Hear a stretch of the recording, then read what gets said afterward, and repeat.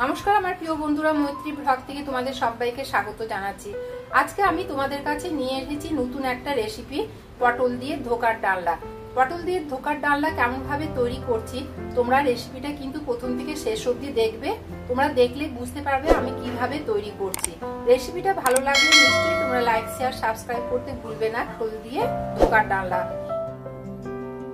দেখো এখানে আমি 1 কাপ, এই যে এই কাপে 1 কাপ ছোলা নিয়ে নিয়েছি। ছোলার ডাল নিয়ে আমি এটাকে ওভারনাইট ভিজিয়ে রেখেছিলাম। এই ওভারনাইট ভেজানোর পরে আমি একে মিক্সি জারে নিয়ে নেব। এই যে বড় মিক্সি জারটা নিয়েছি, ছোট মিক্সি জারে হবে না, সেজন্য আমি একে নিয়ে এর সঙ্গে আমি 1/2 ইঞ্চি আদা, এই যে আদা, এখানে আদা দিয়ে দিলাম। আবার এর সঙ্গে আমি অল্প করে লবণ দিচ্ছি, 1 চামচ লবণ দিয়ে দিলাম। আর হলুদ অল্প করে 1/2 চামচ হলুদের গুঁড়ো দিয়ে আমি একে পেস্ট করে নেব মিক্সিতে। এখন আমি এই যে এখানে আমার 5খানা আমার পটল আছে, এই 5খানা পটলকে আমি খোসা ছাড়িয়ে নিয়েছি। প্রথমে খোসা ছাড়িয়ে নিয়েছি ভালো করে, এরপরে আমি এই যে গেটার দিয়ে ভালো করে এটাকে আমি এই যে এমনি করে গেটার দিয়ে ভালো করে এটাকে গ্রেট করে নিচ্ছি। একে বলা হয়নি, এই যে মিক্সি জারের মধ্যে এই ছোলার ডালটার সঙ্গে আমি 2টো কাঁচা লঙ্কা নিয়ে নেব। 2টো কাঁচা লঙ্কাটা আমার তোমাদেরকে বলা হয়নি। দেখো আমার কিন্তু গ্রেট করা হয়ে গেছে পুরো পটলগুলো। এখন আমি এটা সাইড করে রেখে দিচ্ছি। দেখো এখানে আমার ছোলার ডালটা পুরো পেস্ট করা হয়ে গেছে। এরপরে আমি এখানে প্যান বসিয়ে দিয়েছি, প্যানের মধ্যে আমি তেল দিয়ে দিচ্ছি।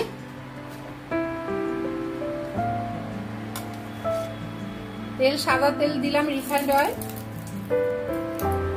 2 চামচের মতন তেল দিয়ে দিলাম। এর সঙ্গে আমি জিরে ফোড়ন দিয়ে দিচ্ছি, 1/2 চামচ জিরে ফোড়ন দিয়ে দিলাম। জিরে ফোড়ন দেওয়ার পরে আমি এই যে এই ডালকে পুরো দিয়ে দিচ্ছি। এটা কিন্তু সমানে নাড়তে হবে। আর একটা কথা তোমাদের বলছি, এই যে ছোলার ডালটাকে আমি যখন পেস্ট করলাম একটু কিন্তু দানা দানা আমি রেখেছি, পুরো পেস্ট করে নিইনি। পেস্ট করলে কি হবে, এটা খাওয়ার স্বাদটা কিন্তু আসবে না, একদম পেস্ট হয়ে যায়। সেই জন্য এখন আমি এর সঙ্গে হিং দিয়ে দিচ্ছি। এই যে হিঙের কোটো, এখান থেকে আমার হিং বেরিয়ে আসছে। হিং দিলে হিঙের একটা বেশ স্মেল আসে। এই হিঙের সাথে এমনি ধোকার ডালনা আমি রেসিপিতে দেখিয়েছি, তোমরা নিশ্চয়ই যারা সাবস্ক্রাইব করেছে তারা নিশ্চয়ই দেখতে পেয়ে যাবে। আর তো অনেকটা কমে এসেছে। সেই সময় আমি এই যে পটলের রেড করা পটল আমি মিক্স করে দিলাম। আমি কিন্তু আগে কাঁচা লঙ্কা, নুন আর অল্প হলুদ দিয়ে এটাকে পেস্ট করেছিলাম ছোলার ডাল।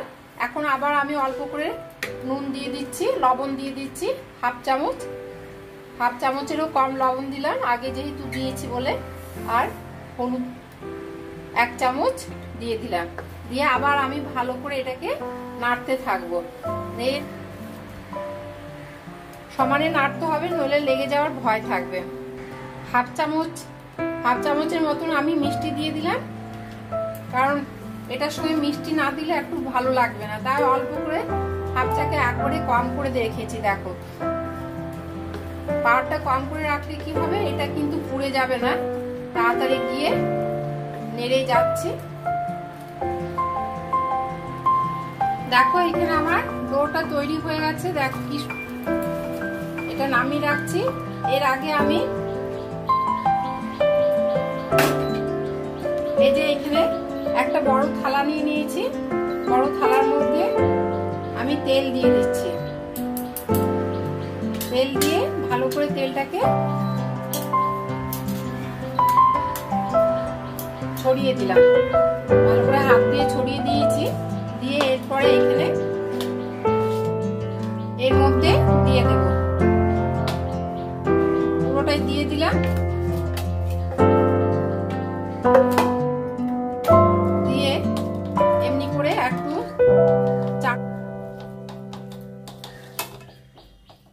গরম আছে বলে আমি একটু ছাড়াতে পারছি না, মানে ছড়িয়ে দিতে পারছি না।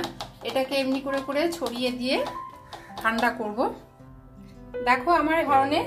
এরপরে আমি একে চৌকো করে শেপ করব, ছুরি দিয়ে কেটে নিচ্ছি।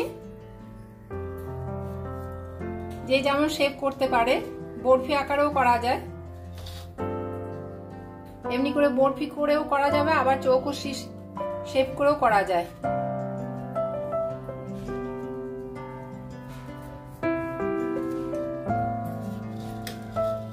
দেখো কি সুন্দর উঠে যাবে এবারে। এই যে এই দেখো এমনি করে উঠিয়ে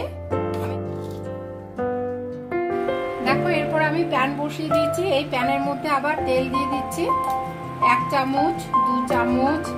বেশি করে তেলটা দিতে হবে, যেহেতু ভাজতে সুবিধা হবে। 6-7 চামচ আমি তেল দিয়ে দিলাম। তেলটা একটু বেশি করে দিয়েছি। এরপর আমি একটা একটা করে দিয়ে দিচ্ছি তেলের মধ্যে।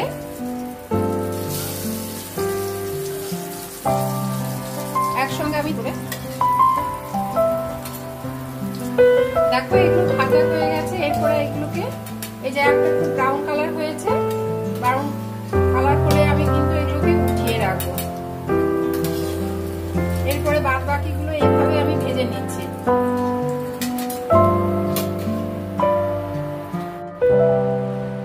দেখো এখানে আমার ধোকাগুলো বেশ ভাজা হয়ে গেছে, প্রত্যেকটা ভালো করে ভাজা হয়ে গেছে। এরপরে আমি এখন প্যান বসিয়ে দিয়েছি। প্যানের মধ্যে আবার তেল দিয়ে দিচ্ছি।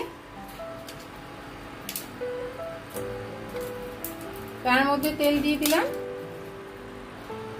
হাফ চামচ গন্ধ বেরিয়ে আসবে, সেই সময় আমি জিরের একটা গন্ধ বেরিয়ে আসছে।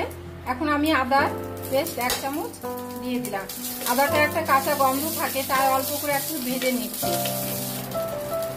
এরপর আমি টমেটো পেস্ট, একটা গোটা বড় টমেটো ছিল, এই গোটা বড় টমেটো আমি পেস্টটা। এরপরে আমি একটা মশলা তৈরি করে নিচ্ছি। এই দেখো আগে প্রথমে জল দিয়ে দিচ্ছি মশলার মধ্যে। এরপরে আমি শুকনো লঙ্কা গুঁড়ো 1 চামচ, ধনে গুঁড়ো 1 চামচ আর জিরে গুঁড়ো 1 চামচ দিয়ে ভালো করে জলে গুলে নিলাম। মশলাটা যদি আমি শুকনো শুকনো দিতাম প্যানের মধ্যে তবে লেগে যেত, তাই আমি একটু জলে গুলে এটাকে আমি এখানে ঢেলে দেব, তাতে কি যাওয়ার ভয়টাও থাকে না। এখন আমি এই জলে গোলা মশলাটা দিয়ে দিলাম। এর সঙ্গে আমি হাফ চামচ লবণ দিয়ে দিচ্ছি আর হলুদের গুঁড়ো 1 চামচ দিয়ে দিলাম। দিয়ে ভালো করে আবার নাড়াচাড়া করে মশলা কষতে থাকবো। তেল বেরিয়ে আসবে, ততক্ষণ আমি কিন্তু মশলাটা কষতেই থাকবো। এর সঙ্গে আমি 1 চামচ মিষ্টি দিয়ে দিলাম, চিনি দিয়ে দিলাম, দিয়ে আবার ভালো করে আমি কষবো। দেখো এখন মশলা কষানো হয়ে গেছে, মশলা থেকে বেশ তেল বেরিয়েও এসেছে। এখন জল দিয়ে দিচ্ছি আমি। জলটা বেশি করে দিলাম, যখন ফুটে উঠবে সেই সময় আমি এই ধোকাগুলোকে দিয়ে দেব। 2-3 সেকেন্ডের জন্য আমি ঢাকা দিয়ে রাখলাম। দেখো ঢাকা খুলে দেখলাম বেশ রস কিন্তু ফুটে উঠেছে। এই সময় আমি এখানে ধোকাগুলোকে দিয়ে দিলাম। ধোকাগুলোকে দিয়ে একটু বেশ নাড়াচাড়া করব। ধোকা কিন্তু অনেকটা জল চুষে নেয়, সেই জন্য আমি একটু বেশি করে জলটা দিয়েছি। ওপর থেকে আমি একটু গরম মশলা আর এখানে আমি কিশমিশ রেখেছি, যেহেতু এটা নিরামিষ রান্না সেই জন্য কিশমিশ দিলে খেতে কিন্তু খুব দারুণ স্বাদটা লাগবে। গরম মশলা গুলো দিয়ে দিচ্ছি।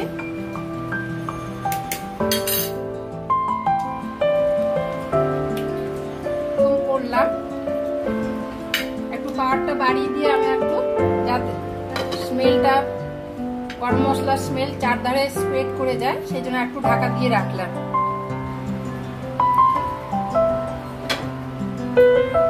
রেসিপিটা ভালো লাগলে নিশ্চয়ই তোমরা লাইক শেয়ার সাবস্ক্রাইব করতে ভুলবে না, কমেন্ট বক্সে নিশ্চয়ই জানাবে। আমি এরপরে একে সার্ভিং বলে ঢেলে রাখছি।